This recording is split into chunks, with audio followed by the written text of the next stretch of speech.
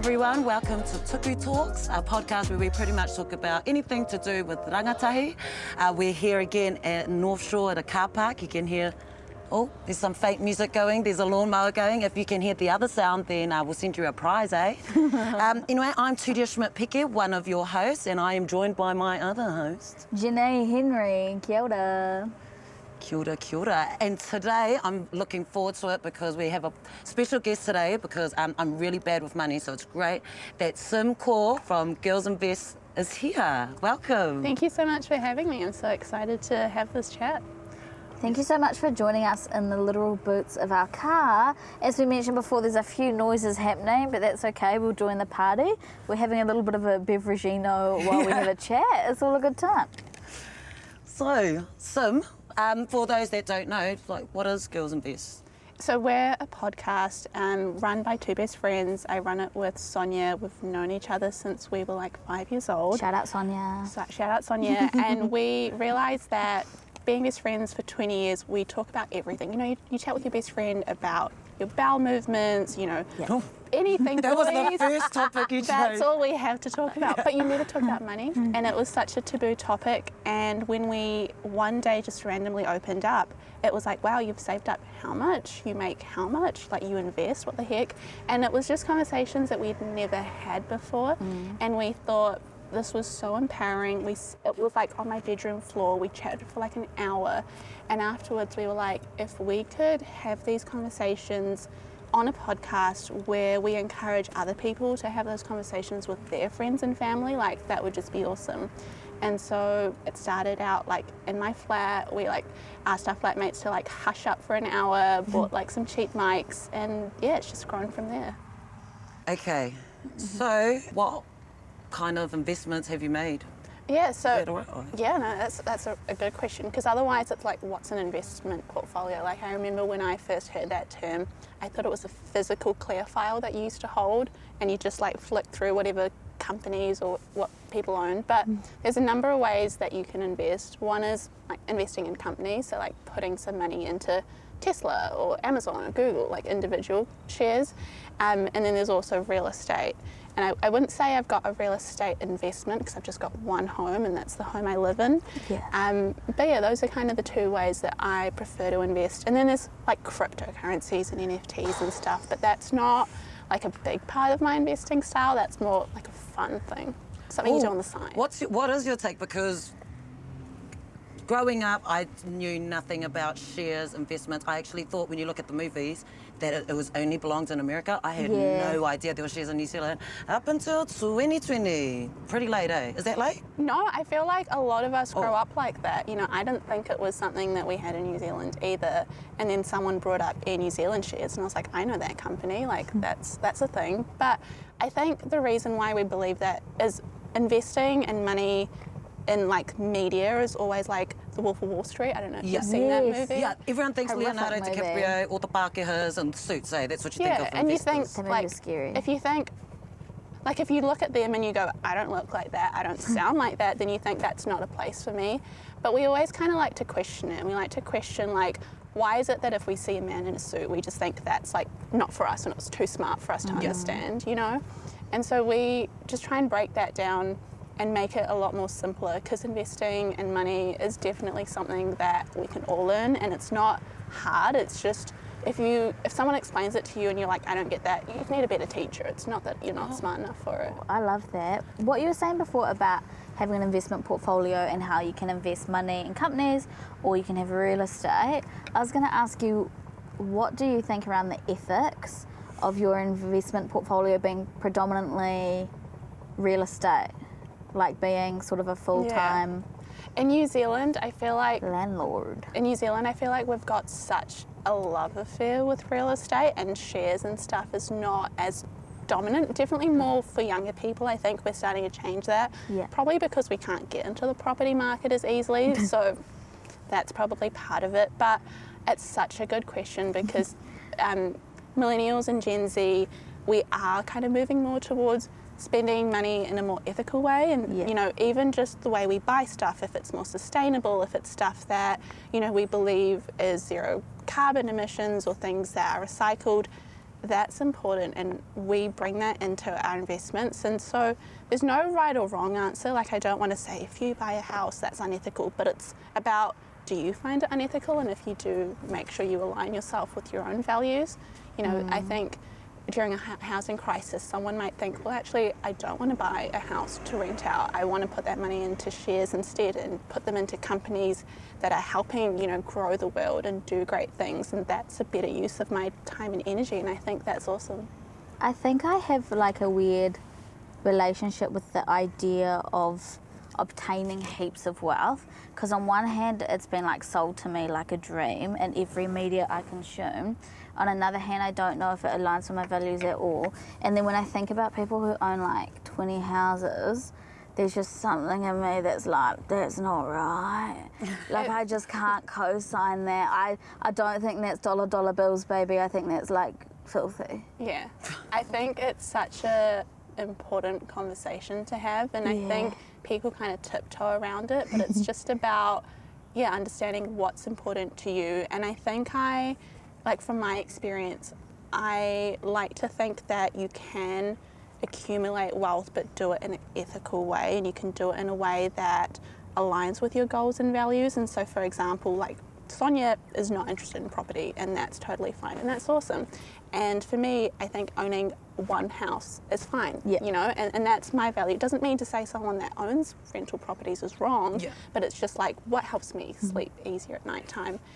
And we like to kind of flip that around as well and say, well, if you have extra money, you can then use that to do good. Like, if you're an evil person anyway, having more money is just going to make you more into that. But if you are a conscious person and you care about certain topics, then when you have more money, you can donate more to those causes. You can invest more in companies that, you know, have renewable energy if that's what you care about. Or, you know, there's companies out there like Beyond Meats that are making vegan-based meals or vegan-based meats, and you can invest in that company and help them grow and be like, that's what I care about. So I think it's a two-sided coin where having money, sure, it's a little bit like icky in the way that we grow up seeing it, but I try to see it in the sense of money's just a tool, and it lets you push forward those things that you really care about. If I had all the money in the world, I think owning a house seems cool, but I'm still grappling with whether I think in my life that's an ethical choice for me to make. And if I do make it, whether it's ethical for me to buy a whare on land that's not my iwi. Yeah. Because and I don't know. And like for me, I'm so far away from it, so I don't have to worry about it right now. But or maybe I've got time to plan. I might never have to worry about that. But I don't know. The idea of home ownership, it seems cool. I like the stability of it, but I don't know where it sits with me. But yeah, somewhere nice would be cool. This car park. This car Chuck park. your house up on that hill that's been playing the lawnmower. You'll know if I've made it, because this will be my section.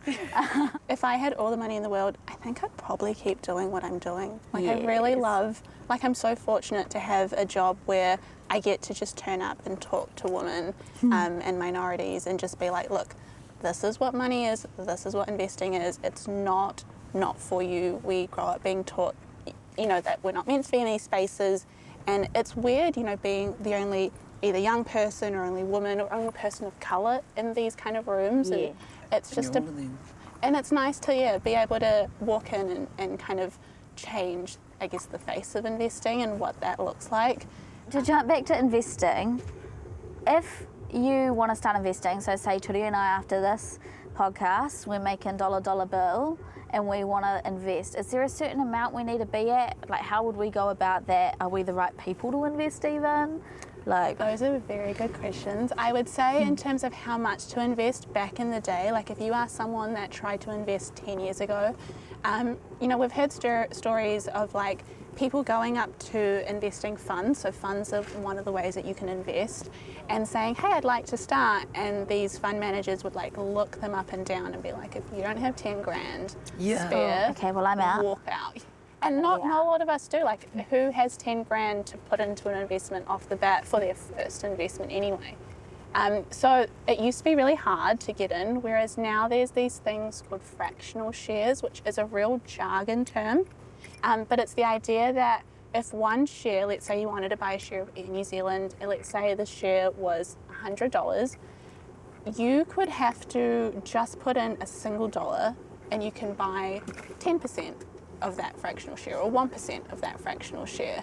So you can put in $10 into Air New Zealand and you end up with a small piece of it rather than saving up for that $100 or saving up for whatever that price is on the screen. So you can use the money that you have now and still keep Exactly. going. Yeah, so cool. there's these, new ways to invest called micro investing platforms, which basically mean you can start with as little as $1, put it into any company or fund. A fund is like a basket of shares. So rather than me saying I want to invest in Google and Apple and Amazon, they're all like lots of different companies. A basket has all those companies in that basket. You buy a piece of the basket, and that basket might have 100 companies or 500 companies. So it's like a little sidestep way of doing it. Saves you time. I've seen that on Sharesies, but I never knew what it was, so I just went past it. And it's the jargon, right? Like that's such a big barrier for a lot of us, myself included. I'm just really sorry about that.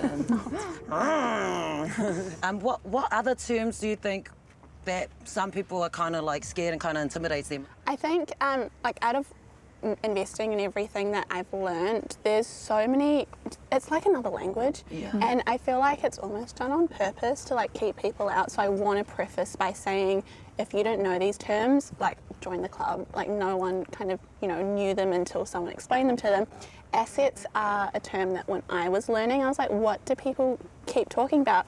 All an asset is something that brings you money. So you can put your money into an asset that's a share of a company, like an asset of Apple or Google. An asset can also be a piece of artwork that goes up in value. Some people buy artwork that's worth hundreds of thousands of dollars, and that's an asset. But an asset can also be a house that goes up in value. And so it's just a form of an investment that you can put your money into. That's a big one.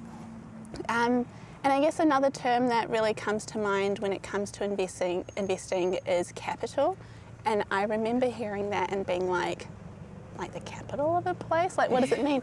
All capital means is cash, and it's so silly. Yeah. Really? Yeah, so if someone says they're raising capital for a business, just means the cash is coming into their business, that they've gone out to people and said, I'm growing my company, will you invest in me? And they're like, yep.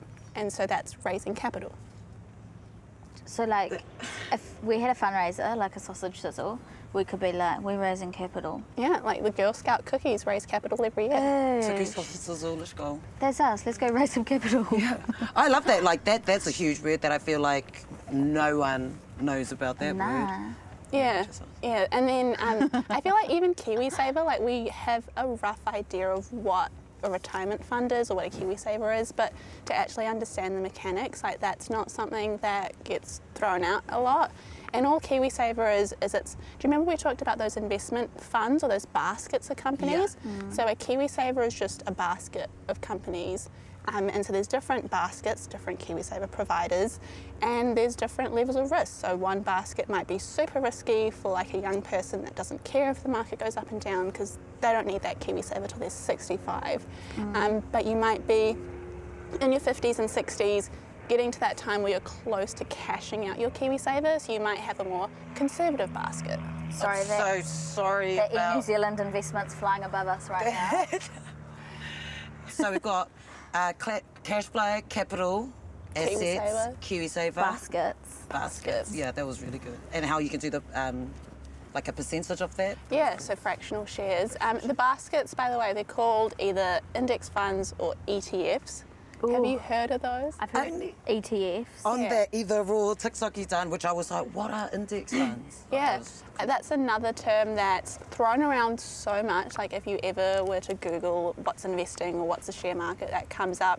An index fund, an index just means a list. So it could be a list of the top 500 companies in America or the list of the top 50 companies in New Zealand. And so this basket is just filled with whatever is on that list. So in New Zealand, we have the NZX 50. So the index fund is a basket filled with the top 50 companies in New Zealand. And so you buy a piece of that and you just get the top 50 companies invested for you. And so you don't have to go and buy each one, 50 of them. You just buy a little basket of them. And so as that moves, you know, sometimes a company grows, it gets put up in the list of the 50, sometimes a company goes bankrupt, they drop off from that 50 list, and that basket just adjusts it for you. And is there, like, because it's a basket, like, what's the kind of minimum investment you have to make? So Like, would it be a lot? So that's a really good question. So an index fund does have a minimum, which is usually like $1,000, and that's not achievable for most people. None of us start off being like, I'm going to throw $1,000 into an investment. That's where ETFs come in. So an ETF is like an index fund's like unidentical twin. So they invest in the exact same thing, but you can put $1 in. Oh, right. It's like Pack and Save a New World, but investments. Yeah, Pack and Save's the ETF. Yeah, Pack and Save's ETF.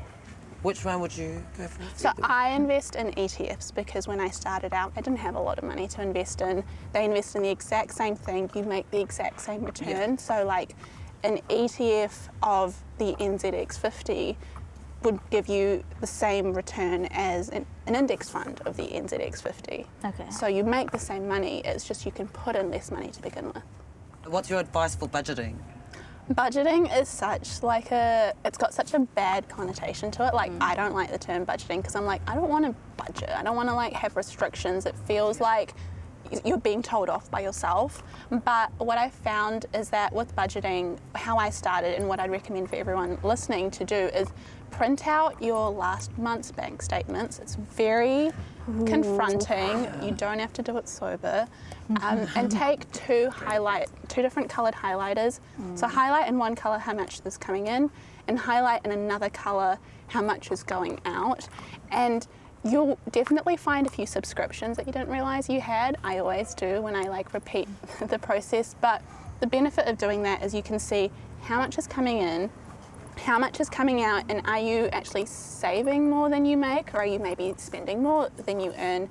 And that's a really good starting point because then you can see, is what I'm spending matching up with my values? When it comes to budgeting, you really want to make sure that what you're spending aligns with what your values are. And so there's this thing called value-based spending where you decide 2 or 3 things that you're like, I'm not skimping out. So for me, skincare is really important. Like I'd happily spend money on that. Yeah. And you're basically saying, I'm going to spend money on that. For Sonia, it's coffee. She does not like instant coffee. I can do with it. She's like, that's below me. And so she'll spend that money on it because it's important to her. And if you think about it, a $5 coffee every weekday is about $1.5 grand at the end of the year, and that's like a little bit of money, but if that is what helps her work and get through the day, it works out, right? So it's about deciding what's important to you and realizing that maybe some things that you spend your money on aren't that important. And it's just, go through it and decide what you want to cut out, what you can live with, and then review it again in a month's time, and you might realize, hey, I didn't miss XYZ, but I really did miss the coffee, and I really did miss the brunches with my girls. So that's going to come back in. I love that. Just to add on to that, like let's say you get paid $800 a week. How would you divide that into like savings, investments, and living expenses? I think a lot of people will give you like a percentage and be like, you should save 20% or you should invest 10%. But I feel like it's not factoring into the account of like where you live. Like if you live in one city that's really expensive, like the city that we're in, it's not feasible to be like, you should save 30% because rent is so high and fuel is really high right now. So it's just about kind of working out what are the essentials that you need to spend on, what's your wants that you want to spend, and then have a set amount, let's say, $50 every week or $30 every week that you're like, that's going to go and be saved no matter what. And so it's just about like doing that, setting up an automatic payment where that $20 or $30 gets pulled out and put into a separate account. And then what Sonia likes to do is she likes to ask her bank to hide that separate account so she doesn't see that money, and that's her savings account that she just doesn't touch for the year. Can banks hide your accounts? For you to not see on your app. Whoa. Oh. And it's just nice because it's out of sight, out of mind, and you just forget. Oh man, my little savings app just like.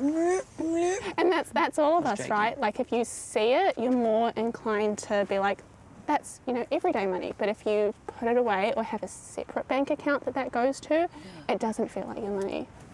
You should invest in kura kaupapais. Nah. I mean, if you're ever into it, I could point you some ways that you can invest in.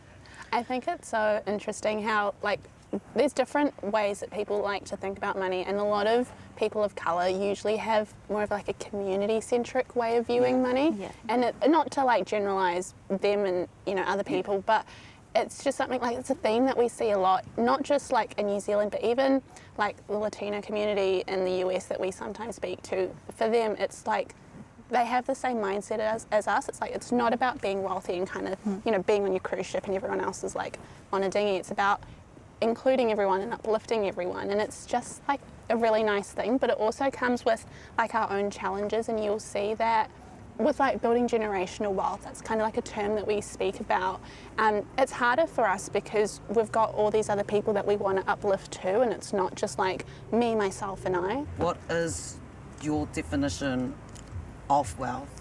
I think wealth for me is a term that means just having choice, like having enough money that you've got choice, and that number is going to look different for different people. Someone might say, I'm going to be wealthy when I have $1 million, and someone else might say, I'm going to be wealthy when I have no debt and I'm just, you know, on the positive side rather than paying off stuff. So it's so different for different people, but my idea of wealth is having enough that I can look after myself and my family, and just having peace of mind and not having to stress about a bill that's coming up because, you know, I've got all my automatic, you know, payments sorted out and I can just enjoy life.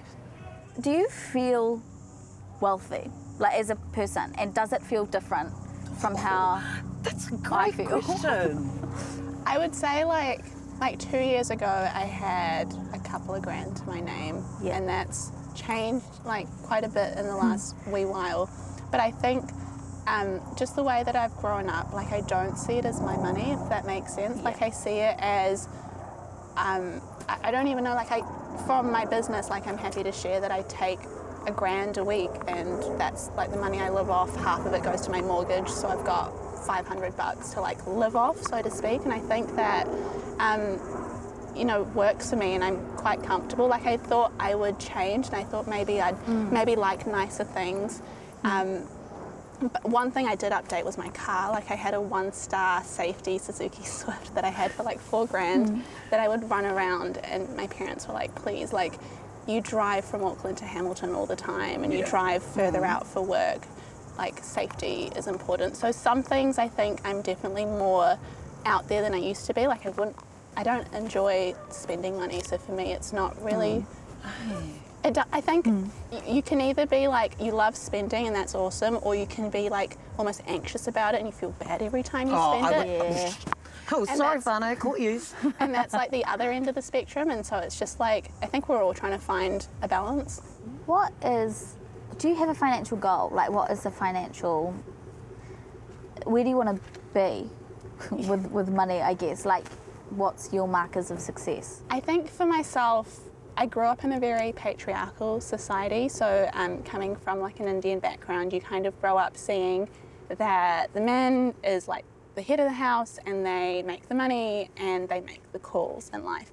And I think I kind of grew up seeing that around me, like uncle and aunties, and going, that's not for me. And so for myself, it's less about a dollar amount. Like I'm not trying to say, I want $1 million or I want to have like 2 houses or like a big share market portfolio. It's more like I want to have enough money to make choices in my life and say that, you know, if I was in a job that was uncomfortable for me, if I didn't have the money to leave, I might end up, you know, stuck in that job. Or if I was in a relationship, for example, that was unhealthy, if I didn't have the money to leave, I might find myself stuck there longer than I want to be. And it's just about having enough where I can make those calls in my life. And I would say that I'm very fortunate enough to be at that place where, you know, I can wake up and say, that doesn't serve me or that's disrespectful to me, I'm bouncing. Love that financial freedom. Yeah, I think that's what financial freedom means to me. Do you think like sometimes ethnicity plays into how free or confident people are to talk about money? Like, and like I feel like lots of people, lots of Māori, I'm not speaking for everyone, but they don't like to talk about their finances because well, sometimes they're in debt, but usually you don't want to like be seen to be kind of gloating. Not to say that I'm in no position to gloat about my finances, but you know, like Māoris wouldn't naturally put themselves and or be like, yeah, I make this much. You know, it's a little bit. 100%. Do you find that with other ethnicities or? Yeah, I feel like people of colour, like from our experiences at least, we do have that sense of like, you be humble, you don't talk about money. Like we always get taught, don't talk about how much you make, don't talk to your friends or your colleagues or people in your industry about it. But like, who benefits from that, you know? Like it's not an issue with us, it's more like employers or people higher up that benefit from people not knowing. But I think there's a way of doing it, and you can have those conversations while still respecting people's time and energy. And you know, we've had friends that have said, hey look, I don't really want to talk about that, and that's totally fine. And then you'll have other friends that are like, yeah, no, let's have a chat. And it's just about opening up that conversation. And yeah, so many of us feel that stress of like not wanting to share because it does come across as gloating, but the way I try to reframe it is if we all speak about it, then we're all empowering each other and it's your whole community rising. Yeah. That's such a lovely way to think about it. Why do you think we are all so different towards money? I think it's just, there's this thing called a money story, and it's the way you grow up, and we all have like different experiences where, you know, either your parents or the people around you see, either you might have like families that talk openly about it, and I think that was what I had, probably because I was a really nosy kid, and I would ask like, how much did this place cost? How much do you make, Dad? Okay, how much does Mum make? Oh, okay, that's a difference. And it would just be conversations like that. But some people, you know, might have childhoods where their parents want to protect them, and so money, you know, they don't talk about bills, you don't know what something costs, or you might have the opposite where it's really openly spoken about, and they're like, look, this is what we're going through, you know, this is what we need to do. And I think just as children, apparently there was a study that said that up till the age of 7 is how old we are for our money habits to like stick. Wow. And so from 1 to 7, you kind of develop your habits. I don't know if I would say that's completely true, but I think you can still change.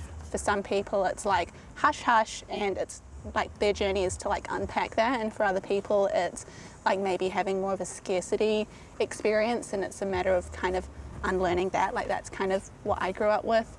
You know, when I was younger, my parents had like plastic chairs for couches, you know, and we didn't have like a bed frame, we just have a mattress on the floor, and I think that's what still sticks with me. So even though I might make more than I ever have, I'm still like, but it could all go away. Do you have any other financial advice for anyone who's listening or for us? Yeah.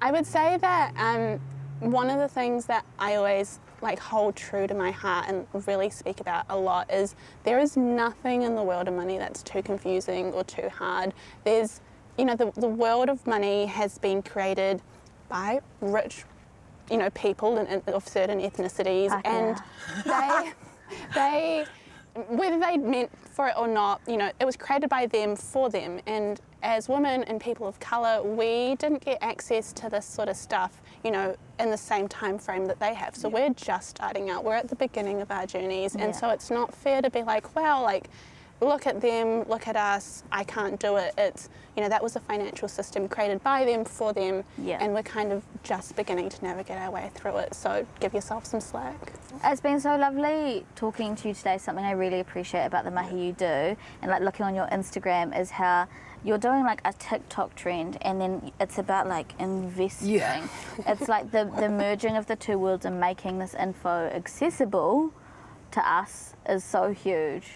So thank you for the mahi you do around that. Oh, thank you. I mean, like, it just makes my day. Like, if anyone gets that like aha moment and they're like, oh, that makes sense. Like, someone was speaking to me the other day. They were like, do you get a buzz off that? And I was like, I think I do. Yeah, no, that's cool. I feel like a lot of people are going to learn a lot. And if they see the video, I feel like it's going to be even better because you kind of tick like all those boxes you wouldn't normally think investors. Like, you're a woman, you're 25, a woman of colour, like young. It's pretty cool. Oh, thank you. Thanks for having me. No, thank you very much for having us. And that's us for this episode of Tuku Talks. You're here with me, Turia Schmidt-Peke. Me, Janaye Henry. And me, Sim. Haere rā, te whānau. Haere rā.